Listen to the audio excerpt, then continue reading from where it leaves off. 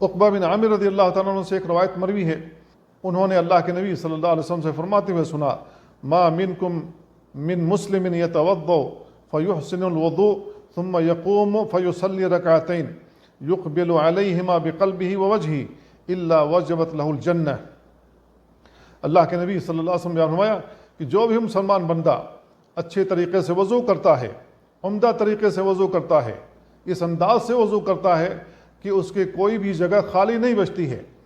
ہر جگہ بھیگ جاتی ہے، چاہے ہاتھ دھل رہا ہو یا چہرہ دھل رہا ہو یا پاؤں دھل رہا ہو یا سر اور کان کا مسح کر رہا ہو، ہر جگہ اچھی طریقے سے بھیگ جائے پانی سے، تو یہ عمدہ طریقے سے وضو کرنا ہے۔ تو اللہ کے نبی صلی اللہ علیہ وسلم نے اس حدیث میں بیان فرمایا کہ جو مسلمان بندہ اچھے طریقے سے وضو کرتا ہے، پھر وہ کھڑا ہوتا ہے اور کھڑا ہو کر 2 رکعت نماز پڑھتا ہے، اور اس کا دل دماغ حاضر ہوتا ہے، اپنے چہرے کے ساتھ وہ حاضر ہوتا ہے، اللہ رب العالمین اس کے لیے جنت واجب کر دیتا ہے۔ یہ صحیح مسلم کی روایت ہے۔ تو اس حدیث میں اللہ کے نبی صلی اللہ علیہ وسلم نے بہت بڑی فضیلت بیان فرمائی ہے کہ اس انداز سے آدمی وضو کرتا ہے جس انداز سے رسول اللہ صلی اللہ علیہ وسلم نے وضو کیا اور صحابہ کرام نے وضو کیا،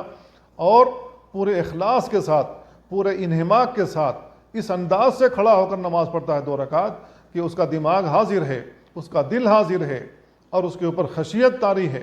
تو ایسی صورت میں اللہ رب العالمین اس کے لیے جنت واجب کر دیتا ہے۔